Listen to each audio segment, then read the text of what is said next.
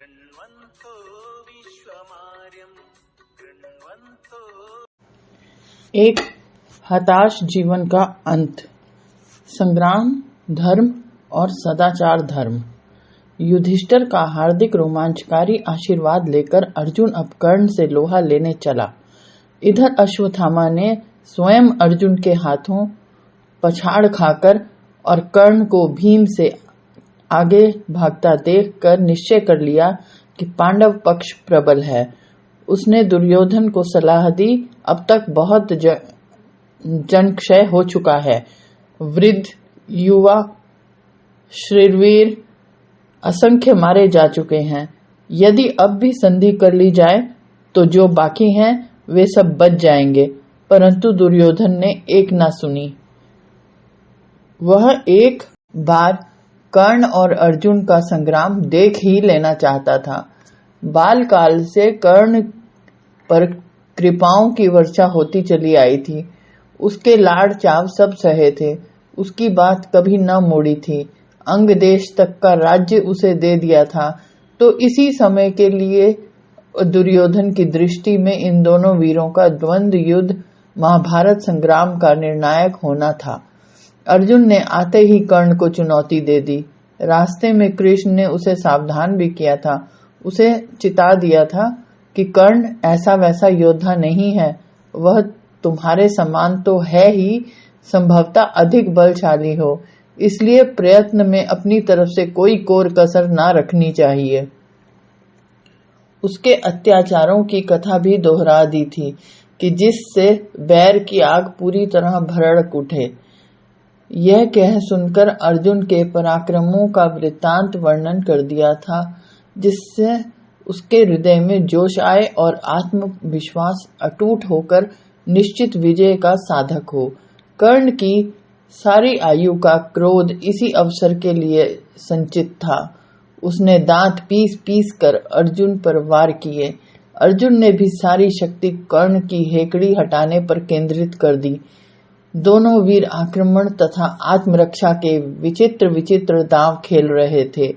दोनों सेनाएं चकित हो इस द्वंद्व युद्ध का अवलोकन कर रही थीं। इतने में कर्ण ने एक सर्पाकार बाण दया पर चढ़ाकर ऐसा फेंका कि समस्त दर्शक दल चिंतित हो उठा। यहाँ कृष्ण का सारथित्व काम आया। उसने घोड़ों की बाग को नीचे खींच उन्हें जानुओं पर बिठा दिया। इससे रथ नीचा हो गया और उसके पहिए पृथ्वी में गड़ गए। तीर अर्जुन के सिर के पास से गुजरा और उसका मुकुट, जिसे वह किरीटी कहलाता था, सिर से उतरकर पीछे जा पड़ा। अर्जुन का सिर बाल बाल बच गया। अर्जुन ने मुकुट की जगह रुमाल बांध लिया। कृष्ण रथ के उतरे और पहियों को पृथ्वी से निकाल फिर अपने सारथी कर्म में लग गए। युद्ध के नियम अनुसार इस समय कर्ण को लड़ना छोड़ देना चाहिए था, परंतु उसने ऐसा किया नहीं। थोड़ी देर में अर्जुन के तीरों से वह स्वयं मूर्छित हो गया। अर्जुन ने उसकी इस व्यथा का लाभ न उठाकर उसे सचेत होकर लड़ने का अवसर दिया। यह अर्जुन की उदारता थी। इतने में कर्ण का रथ का पहिया पृथ्वी में धंस गया। उसने अर्जुन को संग्राम धर्म की दुहाई दी। कहा, आप इस समय के योद्ध दल के शिरोमणि हैं। यदि आप इन नियमों का पालन ना करेंगे तो कौन करेगा? मुझे रथ का पहिया ठीक करने दीजिए, फिर लड़ लेंगे। यह कह देव को उल्हाना देने लगा कि हमने सारी आयु धर्म पूर्वक आचरण किया है, फिर भी तो भाग्य है कि साथ नहीं देता। और कृष्ण अर्जुन की भोली उदारता का एक उदाहरण अभी दे चुके थे। अब उसे उत्तर का अवसर न देकर स्वयं कर्ण को संबोधित किया। संग्राम धर्म का उल्लंघन तो कर्ण ने अभी अर्जुन का रथ पृथ्वी में धंसा देखकर और फिर भी अपनी बाण वृष्टि में व्यवधान न आने देकर कर लिया था। कर्ण का देव को उल्हाना देना ही बता रहा है कि वह अपनी प्रार्थना को कोरी ढिठाई समझता था। यह धर्म तो फिर भी आपस के समझौते का धर्म था। योद्धाओं ने मिलकर नियम बनाए थे कि निशक्त पर वार नहीं करना है, दीनता की अवस्था में प्रतिद्वंदी पर दया करनी है, उसे संभलने देना है इत्यादि। इस धर्म के आधारभूत नैतिक सदाचारिक सिद्धांत हैं। लक्ष्य उन्हीं का पालन करना है। युद्ध के नियम तो उन सिद्धांतों का ही एक विशेष रूप है। कृष्ण ने उन्हीं सिद्धांतों की ओर संकेत कर कहा, जब भीम को विष युक्त भोजन दिया गया था तब तुम्हारा धर्म कहाँ गया था?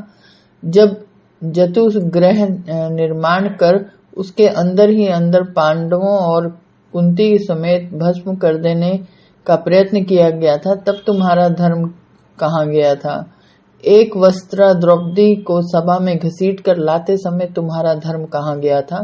13 वर्ष का वनवास पूरा कर चुकने पर भी जो तुमने पांडवों के राज्य पांडवों को नहीं दिया, उस समय यह धर्म की दुहाई चुप हो कहाँ दुबक गई थी?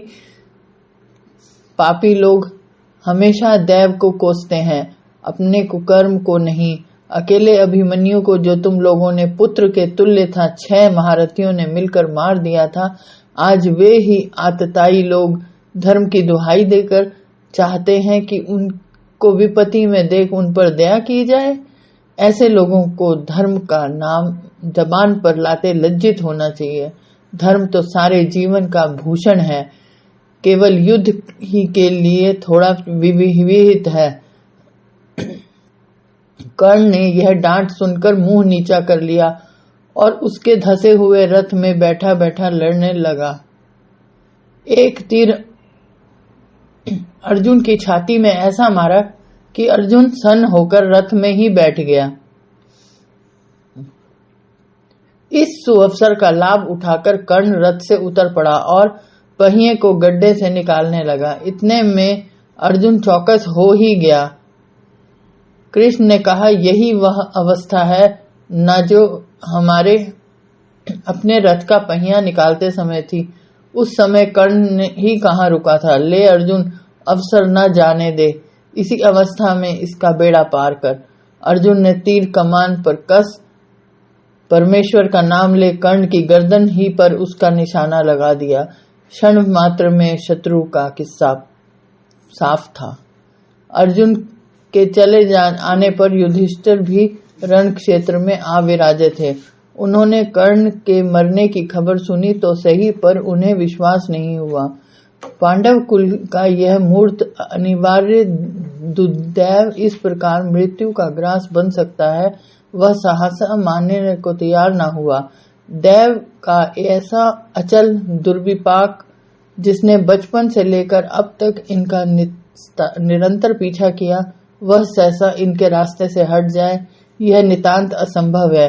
युधिष्ठिर अपनी आंखों से उस भूतराज का निर्जीव शव देखने आए जिसने बरसों इनकी नींद हराम कर दी थी। आज वह निस्सीम अंतिम महानिद्रा के वश में है। उसमें प्राण नहीं, चेष्टा नहीं, षड्यंत्र की शक्ति ही नहीं। यह देख युधिष्ठिर के नयनों ने अकथनीय शीतलता पाई।